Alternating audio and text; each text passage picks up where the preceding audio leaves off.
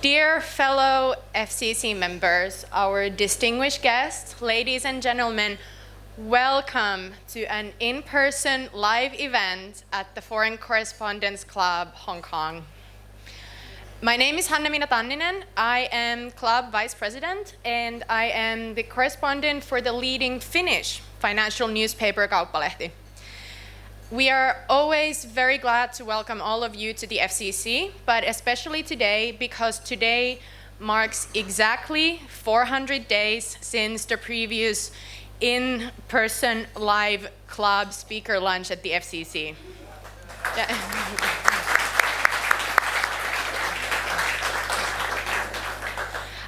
Obviously, it goes without a saying that as a club, we have taken a lot of pride and a lot of care on following all the COVID measurements because we do want to do our part, and it's also our duty to, prevent the pandemic spreading.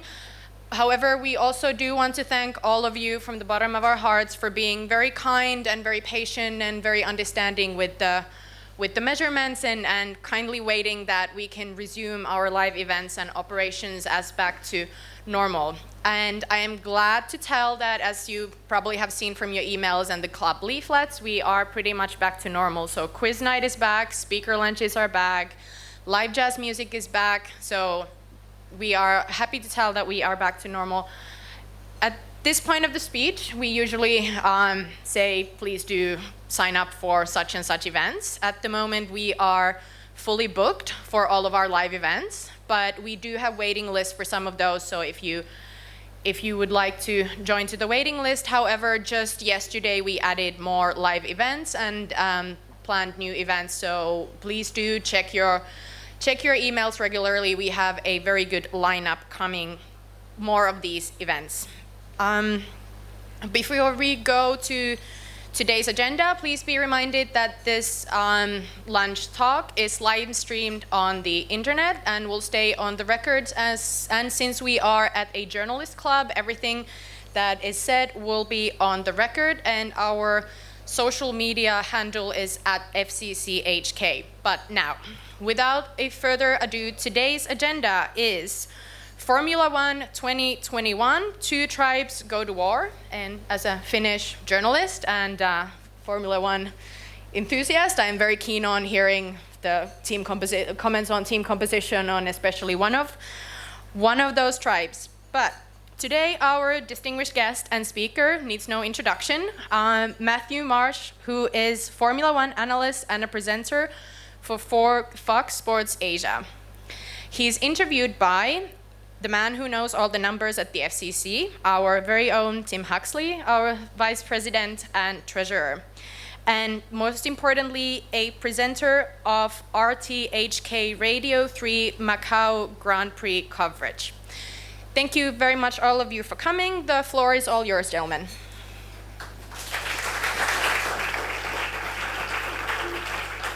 Thanks very much, Hanna-Miina, and Matthew, welcome back. I'm pretty sure the last time we were gathered here, it was our last club lunch, and that was in March last year.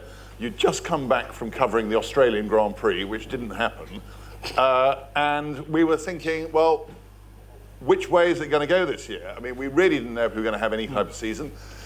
COVID took hold, some teams were taken to the brink, people were being furloughed. I mean, it was touch and go whether Formula 1 would survive, but it not only survived, it absolutely thrived.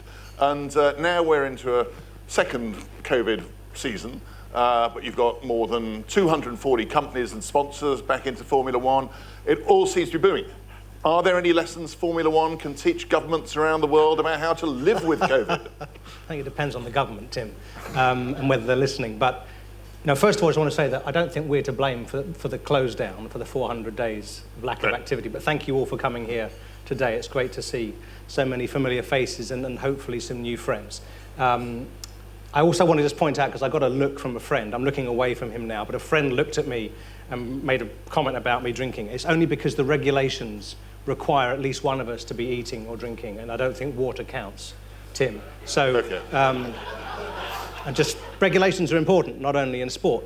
I'm not forgotten what your question is. Oh, no, yes. So the answer to your question, I think, is actually that I think that the person who performed best last year was Chase Carey, who was then the CEO, is now executive chairman of Formula One, because in that time of crisis, he led a team of people that put on 17 races across 12 countries, and it was the Formula One World Championship. And not only that, and this is where that people say a crisis is a bad thing to waste, is that he used COVID and the pandemic and the drama and all the things you mentioned as leverage to get the teams to sign up to a new agreement on how the sport runs. And it's much more financially sustainable now than it was before. And than it would have been, I think, had we not had COVID. So, COVID is a terrible thing. There are a few blessings. Some of us have experienced them. I think Formula One certainly has, to some degree, been blessed. Great. Well, let's look now at this year. I mean, absolute ripping season so far. We haven't actually had sort of two guys from different teams absolutely at it, hammer and tongs all the way through. And maybe recently the British Grand Prix was a pivotal point in the season. I mean, Verstappen went into it with a pretty healthy lead in the championship. Earlier in the season, Imola, Barcelona, he'd muscled Hamilton out of the way, but at Silverstone, Hamilton didn't let him do it. But shouldn't Verstappen have, with a 32-point lead, just given him a bit of room? Was he actually behaving like a champion? I think you're right, because you're suggesting it. You're putting words in my mouth, that Verstappen didn't. And I should say also the Red Bull Racing team, because, Verstappen's 23 years of age, Lewis is 36, and Lewis has won 7 of the things already. He clearly knows how to do it, and has made some missteps along the way, so this is Max's first go at winning a championship, and I think you're right. I think he's still, certainly then at Silverstone, behaving in the way that he always does, which is just go all the time and never give any quarter.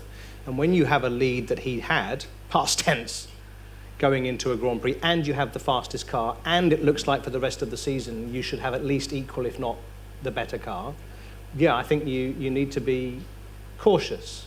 So I think he made the biggest. Look, Lewis got the penalty. Lewis, to some degree, caused the accident by going for an overtaking manoeuvre, and he got the penalty, and he was very lucky, wasn't he?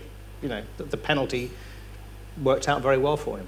But you talked there about Verstappen's management and everything. Christian Horner, Helmut Marko, who become sort of TV stars in their own right for constantly complaining about everybody and getting pretty fit running up to the steward's room. How did that all pan out? I mean, lodging that protest, which subsequently failed, do you think that they lost some credibility with that? Well, let's do a quick poll. Who thinks Red Bull lost credibility over the Silverstone event? Yeah. Thank you. So that answers. I'll tell you why. I think there's a couple of things. One is, I think that they failed to anticipate the obvious. Obvious is the wrong word. The likely, which was that Lewis had been giving way to Max being very aggressive. We saw that, as you said, Imola. We saw it at Barcelona. There's probably other occasions. And there's going to come a point when Lewis is going to decide, actually, I need to do the other. And that's going to be when he's got a slower car, when the previous day he's been beaten and knew that he wasn't going to be able to beat Max in a straight fight, and therefore had to get ahead. So those were the conditions. So I don't know whether Jonathan Wheatley at Red Bull or Christian or anybody else, and these guys, by the way, best in the business, whether they sat down with Max and said, we've been thinking, and this is the day it could happen, so maybe. But there's evidence. And the other thing, I spoke to Mark Hughes yesterday night, who we know, motorsport writer. If you don't read Mark Hughes' work, I do. And he said that he's seen information that suggests that Max's entry speed into that Copse corner on that lap 1 was higher than during qualifying. So, I'm not saying that Lewis didn't in some degree cause the accident and therefore correctly get the penalty, but what I am saying is that Max wasn't exactly making it easy for them to get through the corner. So again, I don't think he was anticipating it. And then to go on to that management, at the Hungarian Grand Prix, I don't know if anybody saw this, but on the Saturday after qualifying, he was in a press conference, the top 3 as usual, and Tom Clarkson, who interviews them at every race, so they know him very well, said to the 2 protagonists, Hamilton and Verstappen, we've been talking a lot about the crash at Silverstone. It's likely that you two might be side by side. And Max interrupted him and said, throwing in a few expletives, can we get off this topic? I've been answering questions all week. It's ridiculous, da-da-da-da-da. Well, there's two things. It was his team that was throwing the fuel onto the fire with the reenactment by Alex Albon of the lines that Lewis had taken at co-ops, the comments they're making. So you should expect the media to ask a question. And secondly, again, did the team anticipate that he would be asked a question? Because it was pretty obvious he was going to get asked a question about the biggest news story in Formula One in the last year, if not 10. And did they say to him, let's think of some good answers? I know we're in a journalist club, but it's what you do, right? You'd have a crisis management company that says, let's come up with some funny answers, let's come up with some clever answers, let's diffuse the situation. And what we don't want you to do, Max, is to swear at the guy who, by the way, does the interviews for every Grand Prix, because you're not going to look good. And, what was Hamilton's response, though? Did he win the media battle? I mean, he was then asked the same question, wasn't he? Yeah, I think he let himself down. I was disappointed in Lewis because, as I am actually quite often these days, there's another whole other topic, and I know I'm not alone in that, but Max throws this very highly respected journalist, Tom Clarkson, under the bus with his answer. And then Tom says, Lewis, any comments? A little bit sheepishly, understandably, having been told to F off by Max Verstappen. And Lewis says, does that? And I think what Lewis should have said, as the elder statesman, was, it's a perfectly reasonable question, Tom. Score 1 point against Max. And I think you can rely upon the two of us to put on a good show, as we always do. Max, and like that. And then that kind of thing. But doing this, startled rabbit in the headlights, not impressive. So media training for Formula One drivers is a potential career for you? We can sign them up at the FCC. Is there a course we do here, Hannah? Yeah, almost certainly. Now, you mentioned there about how Verstappen was quicker the day before, which was the first time we'd had the qualifying race, or the sprint race. First time at Silverstone. Do you think that was a success? I mean, is it going to work in the future? Who's been to a Grand Prix? I have, obviously. Okay. Most people. That's good. Great. So 3 days of action is better than 2. Or let's say relevant action. I think everybody agrees with that. Again, quick, yeah, do we agree? 3 days is good, okay. So I won't keep you... I'm trying to do a bit of activity because we've all been locked indoors too long. I think 3 days of activity was good. I think that when they had the sprint race, what we saw, apart from a couple of outliers like Perez spinning off, was that those that were out of position after the one-lap qualifying kind of got shuffled back into position at pace. So, that's not what we really want. I also thought it was completely ridiculous that the person who set pole position on Friday, was fastest in qualifying, we've been calling for 70 years. Well, maybe you have, but I've been doing it for about 50 years, pole position, was not given the pole position in the record books. Pole position went to the winner of the sprint race. I mean, when does a winner of a race ever get... Anyway, that's ridiculous, I won't go into anymore. But there were obviously compromises they had to make to get this test to be done. And so the good news is Formula One's trying new things. We got more entertainment. There's a couple of wrinkles to iron out. Personally, I would say, why not? The grid is set on Friday, and by the way, that guy gets pole, who's fastest. And then we use the same grid for Friday and Saturday, and different number of points on the 2 days, because the races are different lengths, and then you might get people doing some different things. Okay, well, you talked earlier, I mean, the Verstappen-Hamilton rivalry, it's the biggest thing that happened in Formula One in 10 years. Just how far ahead of the other drivers are those two? Are they on a different planet? I mean, is it sort of maybe derogatory to the other drivers? I mean, that these two guys are so far ahead. I mean, especially they're blitzing their teammates. I mean, how do you rate them? So I think we've got megas, we've got almost, and we've got others. Let's see if I can remember this. I didn't made a list. I'll tell you what, let me just look at my list because it makes it easier. You should be able to do this off your head. I should be able to, but Tim, but you know I can't. So it's not. Okay, so my megas are, and this is in order of the teams rather than Lewis Hamilton, Max Verstappen, Charles Leclerc, Lando Norris, Fernando Alonso. That's for Frederick. It's 3 different generations. And my almost megas, because by the way, anybody who's in Formula One should be at least almost mega, right? Like I was in a Porsche. Venti. Valtteri Bottas. Better? Sergio Perez, Carlos Sainz, Daniel Ricciardo, Esteban Ocon, Pierre Gasly, Sebastian Vettel, and George Russell. So we can debate the George Russell. And then my others, don't need to bother with the others. Right. So the others are the Billionaire Boys Club. And a few other people. Yeah. Like, there's a guy called Kimi Räikkönen, I don't know. Well, yeah, I mean, moving on to that, I mean, we've got these mega young guys. I mean, like Leclerc, Russell, Sainz, Norris, and, you know, yeah, okay, Hamilton, Verstappen are sort of league, but these guys are snapping at their heels. Well, yeah, but so I don't think, sorry, I didn't really answer your question, but I don't think that Lewis and Max are necessarily better than the others in the mega class. Right. They just happen to have the faster cars at the moment. I think if you put any of the other megas if you had a lineup of Mercedes or Red Bull, or whatever it is, you had an equal car, I think they would be incredibly close. Right. And are you surprised the fact that the old blokes like Alonso can come back after a couple of years away, or is this just something you're never going to lose? I don't know if I'm ever going to lose it, Tim. It's nice of you to suggest I had it in the first place. But I think the reality is that Fernando's probably not going to be the same way he was last time in Formula One, but he's going to be better in other areas. And the fact that he went off and drove Le Mans, won Le Mans twice, did the rally raids and led Indy and karting. I mean, the guy just constantly. I suspect he's not that interesting to be with, but he's racing all the time. Yeah. And so. And so, right, yeah. I mean, Alonso, he's made a good comeback, but Raikkonen's had his day. Yes. Yeah. Okay.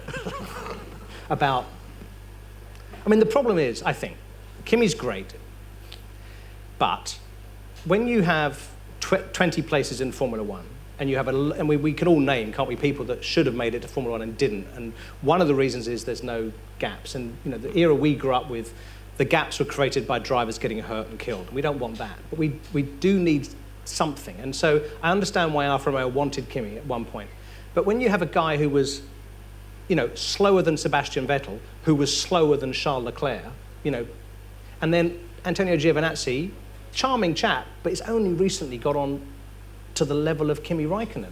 I mean, come on. So you reckon there's a couple of seats that should go elsewhere? Yeah, 100%. And on that subject of some struggling, etc., why is Daniel Ricciardo struggling so much this year? Mystery. There's an. I meant to look this up, but 0.2 of a second. I don't know how it relates to the blink of an eye, but it's less than, probably, or more. I don't know. More than. Is it more than? Less than? Anyway, whatever. You get my point. Is that the gap is like that over a 80-second lap? He's less than a quarter of a second away. I mean, where is that? I mean, I've had the fortune of driving racing cars. I tended to be more than a quarter of a second away, so you could see it on a data analysis. But you know, is it just releasing the wheels slightly? Is it just pressing the brake? What is it? And if he's able to see it on a data, because I've often asked drivers this. I say, when you compare yourself to, you know, Leclerc to Sainz, what's the difference? And they always go, well, as they can see some things, but it's difficult to tell. When you're at that level. Let's just look again at sort of media coverage of Formula One. I mean, in pre-COVID times, you'd get over 300 media turning up at a Grand Prix, and it was really heavy coverage. That now it's been reduced. I mean, in some races there's been only 5 journalists, but journalists present. So, has Formula One lost out on that, or has Liberty Media been able to control the presentation because all the feed is coming from them? I mean, you know, we've all grown to know and love your room in your flat and mid-levels and your ever-changing collection of motorsport literature. How's it been to try and cover a sport when nobody can get to see it? Well, like a lot of things in the world, they're being accelerated by COVID, and I think coverage of sporting events is one. And certainly at the beginning, it was a problem. But, you know, again, talking to Mark Hughes last night, Mark now won't go to every Grand Prix. And in fact, speaking to Kurun Chandok, you know, who used to race at 7, and he was saying 23 races is ridiculous. There's a whole other topic, but 16 is about the right number. And so he feels he has to be at an event to cover it.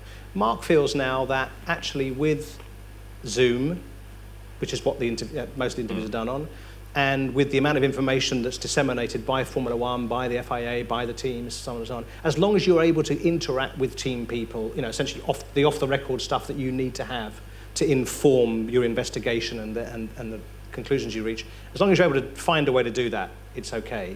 I have to say, personally, there's a couple of things. One is that, obviously being on site, you can't beat for all sorts of reasons. The hairs in the back of your neck when you're on the grid, all of those wonderful things that we experience at live sporting events. But as a journalist, being able to talk to other journalists, being able to go and talk to team people, being able to watch the way people behave is critical. The flip side of that is, when I used to go to a studio in Singapore, with the greatest respect, it was horrendous because it's a sort of nondescript building in the middle of nowhere. Coffee by name, but not by anything we'd recognise to be coffee. Food from the local fast food. Just everything about it was horrendous. Apart from obviously they're very nice people and and there's a bit of camaraderie. But when I do stuff from my room, it's brilliant. I've got all my stuff around me. And the other thing is, actually, to the point now, when I interview drivers on Zoom or whatever it is we're using, it's better, would you believe? Because when we're on site with people, there's a cameraman and a light, and we sit around waiting for 15 minutes anxiously, and we're like this. Then the guy walks in, and he has to put a microphone up his shirt, and then the PR person sitting nearby. And everybody's tense. When it's one-on-one, which it is, because the PR person leaves because it's being recorded, so they know they've got a recording of it. And the person looks at me in the same way they probably do with their friends. And the other thing is that my name's at the bottom of the screen, so it's hard to forget who I am. And so it builds some intimacy in the conversation. So it's been really good. Do you want to go back to going to the races? 100%. But I think the point is that in the future, what might happen with a lot of things, like we're going to do in business, right? We are going to take maybe even the same number of meetings, but you might have a video call before you do the meeting, or you might be able to follow up more quickly and in a more personal way with a video call. Yeah. So. Now then, obviously, none of us have been able to go to a race in the last 12 months, so we all relied on the great coverage that you guys have produced. But what's coming next, mate? I mean, Fox Sports been sold, Disney don't want to broadcast sports. I'm not going to sit at home and watch Pinocchio reruns.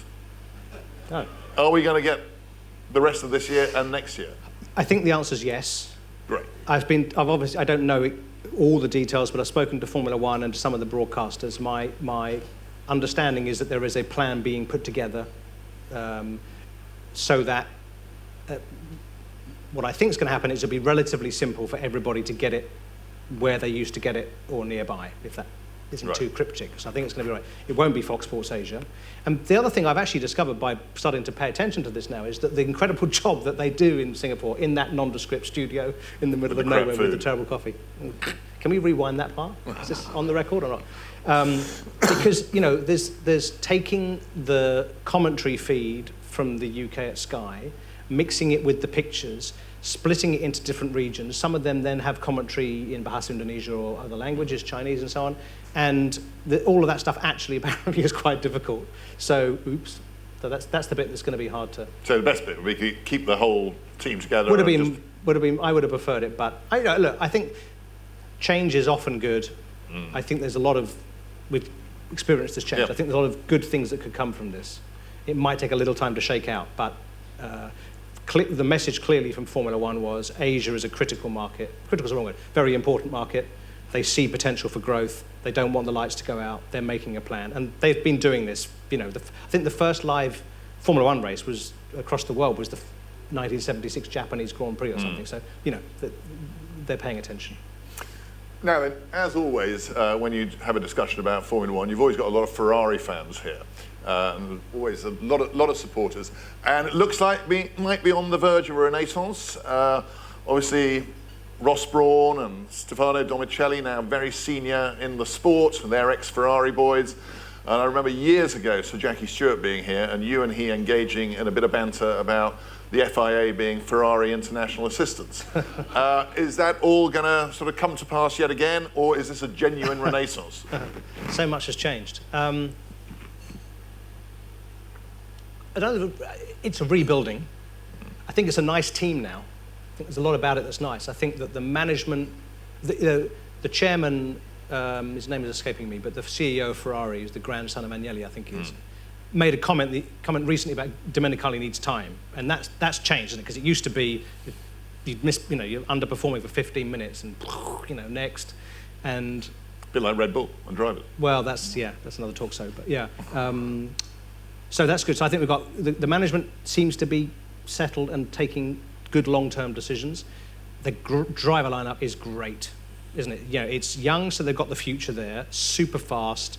I think Carlos Sainz has been underrated, including by me, by the way. I think he's showing what a brilliant talent he is. And by the way, seriously good looking as well. So that's from a marketing point of view. So that's good. So yeah, good team. And about 25 horsepower off at the moment, which is not insignificant, but it's not where it used to be. And they're only going to get better. Right, now then, thanks a lot for that, Matthew. Can we throw this open to the floor? Has anybody got any specific questions they want to ask our guest? John Haddon. Mike? You can have an ashtray. Yeah, ashtray, another cup of coffee. We could probably get you an FCC tie, can't we, from the gift shop as well, in a minute? Sell, sorry, I mean sell, not give, not get. We do. Okay, John, just so you know, you can get a tie here. You want to hold it? No. Oh, sorry. Matthew, great to see you again. Tim, good job, as always. Matthew, you have a great on-screen banter with Alex Young, it seems, in particular. Particularly when you occasionally take different viewpoints from time to time. I'm very puzzled, though, that Alex does this from his home. Yes. In the way that you do. Yeah. Behind his left-hand shoulder, there's a book called Democracy. You've never commented on that. I have commented many times. I just chose not to not on perhaps air. do it during the live broadcast. We are a pan-regional broadcaster, and with that goes certain sensitivities, which I'm sure you'll understand. No, your point about Alex, I mean, here's a guy, I often mention it because a lot of the viewers don't know because it was 20 years ago. Alex was a Grand Prix driver, and his teammate was teammates were a guy called Mark Webber and a guy called Fernando Alonso, who both, made him look a little bit slow, but not by much, and we didn't know who they were at the time. And now I think if we were able to say, wow, you were that much off Fernando Alonso, who went on to win 2 World Championships, he's very, very good. And I enjoy talking. Actually, the biggest problem that Alex and I have is that we tend to agree on things. I mean, mostly because he says it first, and I realise he's right, and I have to agree with him. But he knows what he's talking about. He's been there and done it, and he helps young drivers now. Does a lot of sim racing work. He's very involved in the sport in all areas. So, and he's always learning. Often when I talk to him, he'll say, "I've just realised this. This is not what I thought it was." He's like a race driver. He's coming in and thinking he had understeer because it was front wing, but it turns out the tyre pressures were wrong, or the diff was too much diff. Not enough diff. It was too diff. On the veranda?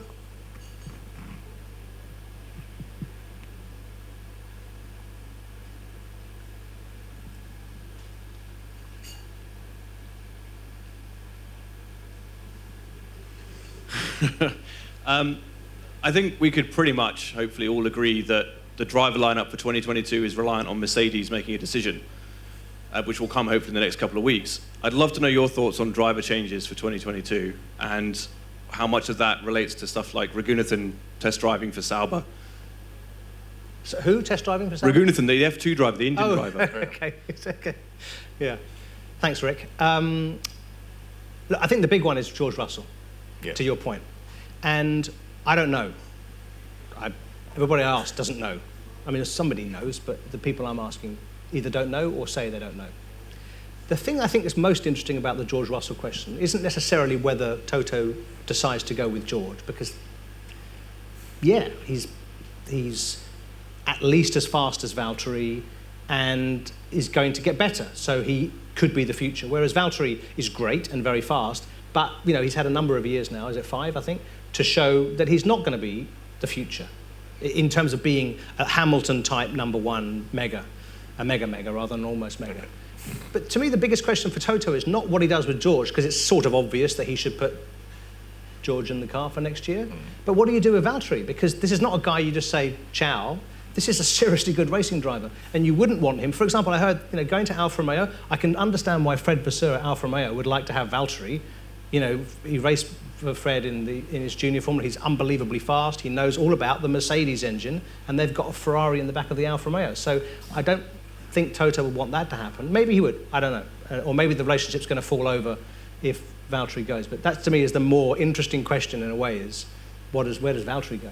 But are we going to have a sort of Senna, Derek Warwick issue where Hamilton will say, no, I don't want a really quick teammate? Is he going to be involved in that decision? I think maybe. And I think, again, if you're Toto, you're thinking, if I bring George in, what's going to happen? But you probably say, a bit like Ron Dennis at McLaren, this is the... okay, let's go back. Why did Lewis only sign a one-year contract for this year? Why didn't he do a multi-year contract? In an environment where, I'm just connecting dots on a map through my own filter, we're in the COVID era where people have got less money to spend, particularly automakers who had their factories turned off. Lewis, unfortunate timing, is now negotiating a new contract, and the contract's only for 1 year. So my guess is the money wasn't what he wanted to have. Maybe not, but that to me would be a... And it went on for so long. That's normally because you can't agree on terms.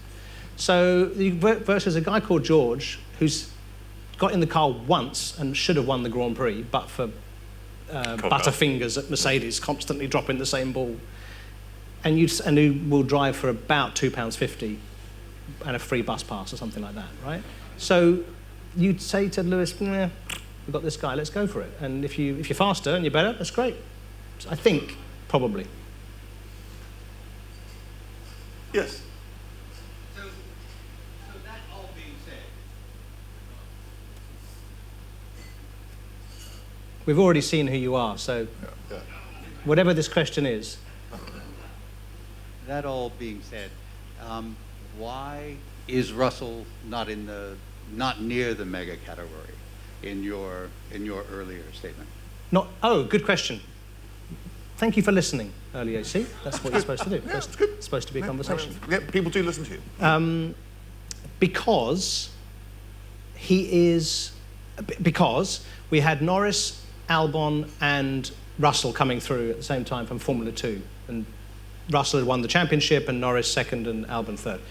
Albon, and I get to the point, I'm totally a fan of George, but I just wanted to be slightly careful because actually what we've seen is mega in qualifying, something happens in the races. I think it's the car. So, but small question mark written in pencil, whereas Lando has proven any day of the week he is unbelievably fast and faultless. And I think he's as good as any of them. Any of them. I think if you put him in a Mercedes, he'd be on the pole and he'd walk away. I think he's... And I'm getting a grin from a mate because, I've been a fan of his since... as I said to somebody the other day, Lando Norris was obviously mega when he was in Formula 3. You could have been a 7-year-old and you'd know. And I know that to be true because my daughter was 7 at the time and she said, that guy's great. And it wasn't just because he looked about 2 years older than her. It was because he was unbelievably good in everything he did. Different to George, but mega. No, one more thing. He went to Daytona 24 hours. That's a good sign, because when a racing driver in the winter thinks, I should drive racing cars more, and a 24-hour race is a really good idea, and I'm going to be Fernando Alonso's teammate, and I might learn a thing or two, and then it's raining and goes out, and I text Zach Brown, whose sports car team they were racing in.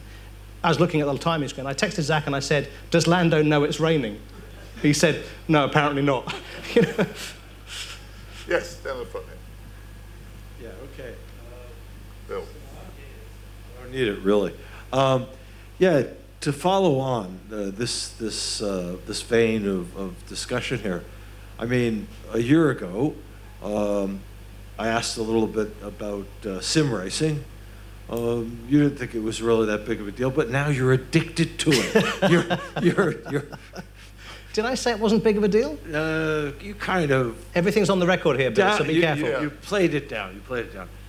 I'm concerned now about F3 and F2. Obviously, I'm concerned about development of young drivers, right? So Vettel made the comment that F1 is becoming a rich boys club, you know.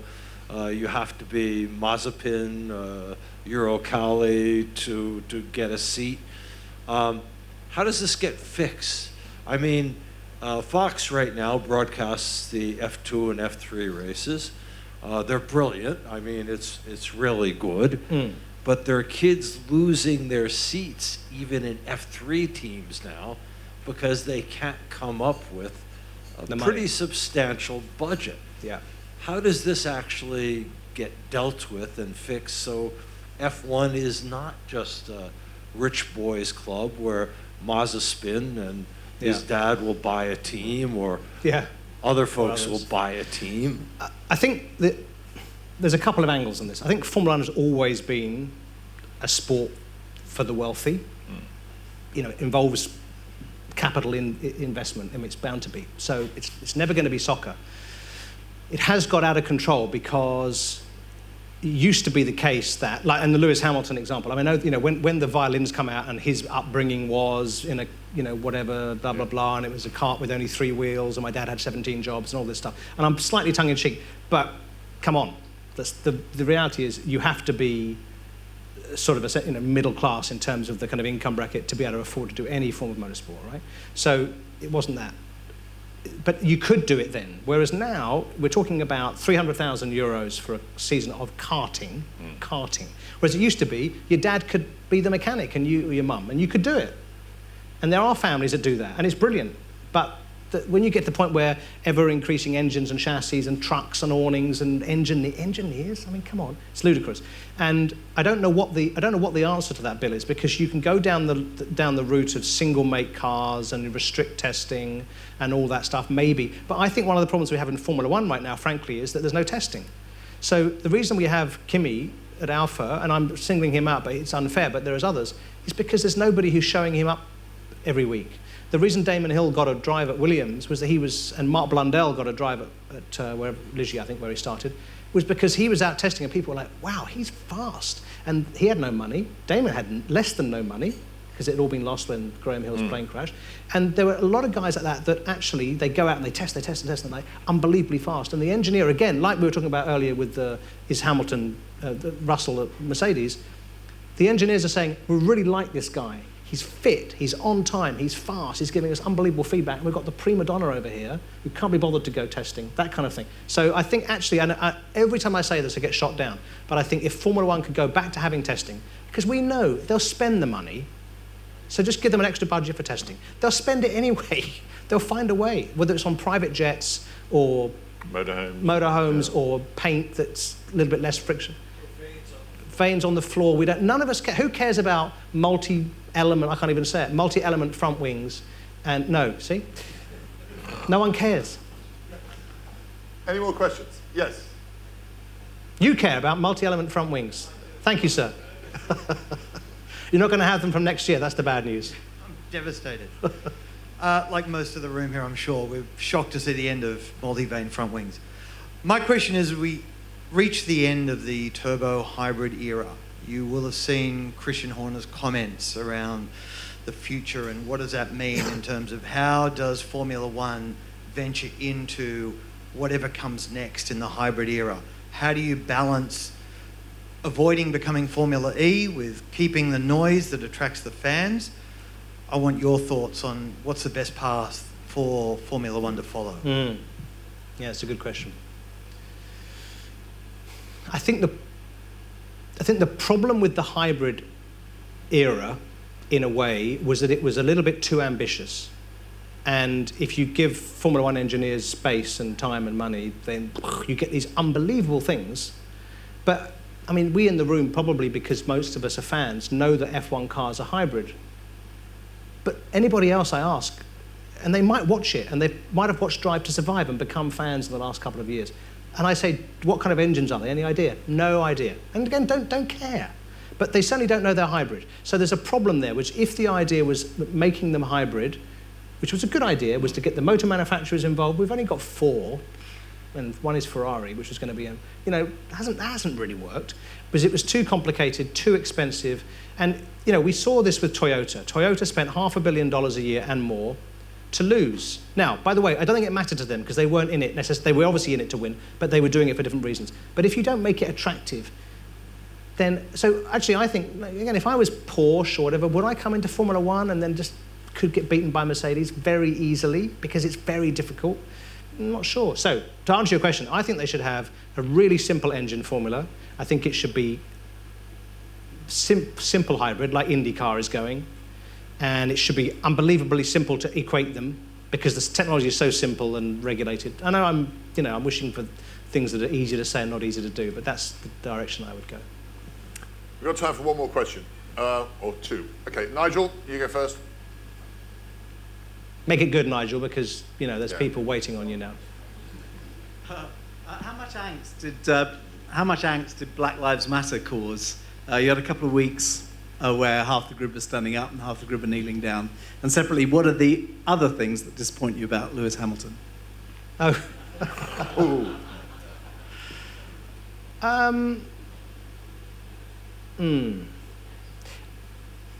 In a sense, we know that Lewis is, what's the right, when you, binary, people, polarizing, thank you, I got there.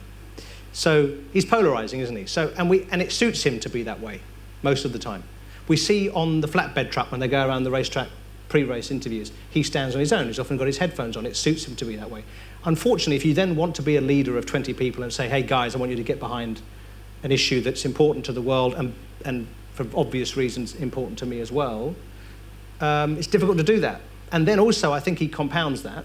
Again, I'm going down the critical line, just not for any other reason other than you've asked that, and it's important, I think. Then when you decide to wear a separate T-shirt to everybody else, and you do things like that, and I've heard a few other stories and people are like, what? He's asking us to do something, and then he's doing his own thing. So I think he's finding his feet being something other than a racing driver, which is, a leader of men, an ambassador, and da-da-da. And I think it's good that somebody's doing it. It's good that he's doing it. Moving on from that, the disappointing thing is only that so often now he's talking in the way that, bless him, Nigel Mansell used to talk, which is, it's an unbelievably hard thing to do. We tried everything. I'm giving it everything, And I think that comes from, and it's disappointing only under the heading of, it's tiresome to listen to. But I understand it because I think that to be unbelievably mega, which is that little category from those 7 guys that Lewis and maybe Max sit in, and Charles Leclerc, and Lando Norris, and in fact all of them, is that you have to be driven by something that won't go away. So I think Lewis believes he's the fastest in the world, with some justification. Yep. But also believes that the rest of the world doesn't believe that and doesn't respect him for that. And that's why he's now at pains to underline it and to emphasize it all the time. And that's like, okay, we get it. Final question. I'll make it a simple one. You can try making it simple, but... Thank you. Wonderful talk over lunch. Thank you. I'll make it a simple one and coming back to the original theme. 2 tribes. Who are you going to call it for? Max, Lewis, and if it is Lewis, 6 months from now, looking back, what do you think will have made him the champion? So 2 questions, Max or Lewis, and then if Lewis, why do you think it would happen that way? Yeah. So I'm going to tell you that I'm crediting this answer to Mark Hughes, who I told you I spoke to last night, because I anticipated this would be a question today, unlike Red Bull anticipating the question in the press conference in Hungary. So, and we were talking about this, and he made a very good point, which is that, first of all, this thing about Mercedes not developing their car is clearly nonsense because, the week after he said no more upgrades, a big upgrade arrived. This is Toto at Mercedes, and obviously. It's all about the tyres at the moment, which is that the cars are very, very close, and we know that the tyres have a narrow operating window. We know that there are 5 compounds. They use 3 at each Grand Prix. You have to use 2 in the race. There's all these various things. We know that the weather conditions change over race weekend. The wind direction changes, la, la, la, la, la. And if you don't get your tyres in exactly the right window, you lose a bit of pace. Now, sometimes it's a tenth or 2. It doesn't seem like a lot. But if you're very close to the two teams are very, very close, that's what makes the difference. That's, Mark suggests, I think he's right, why they went to Monaco, where we thought, oh, the Mercedes is good in low-speed corners, and it was rubbish. And at Baku, the Red Bull was faster. So then we arrive at Hungary, and we think, well, the Mercedes is going to be rubbish, and it's faster than the Red Bull. And the Red Bull at Hungary they got to the point, had so much understeer because they couldn't get the front tyres switched on at the right, switched on. They couldn't get the rubber at the right temperature where it's delivering the right amount of grip. The rear ones are relatively easy to do because you've got 1,000 horsepower. You pump 1,000 horsepower through some tyres, they use that pretty fast, right? So and they had so much understeer that they put a small rear wing on the car to try and balance the car. And at a circuit like Hungary, which we know is essentially Monaco, it's very, not Monaco, but it's a very tight, long corners, that's never going to work. So it's about tyres. So, and then we get to, okay, well, then let's look at the circuits coming up.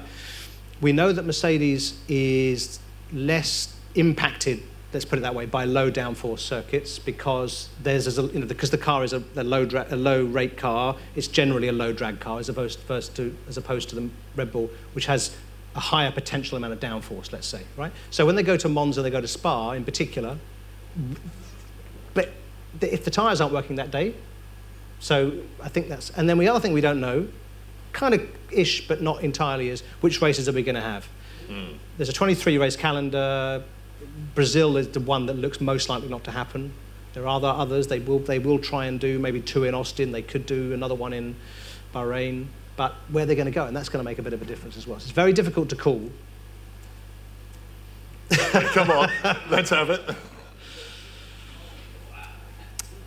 I want to say Max.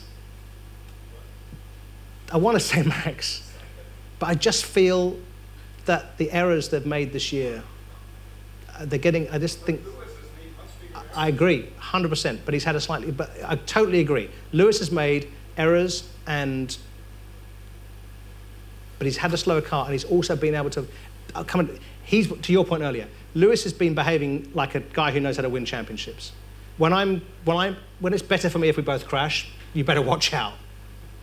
And when it's better then like now he's got a 33-point advantage, so he's going to be a lot more cautious. So it's the good news is it's really, who knows. I would love to see Max win a championship. I think it's about time. I think he's up against it. Right, that brings us to the witching hour that we shut down on. Matthew, come on, we can do one more. We can do one more question. Come on, one more question. One more. Come on, more. Anybody got one final question? You better have a question now after it's done that. Okay. Well,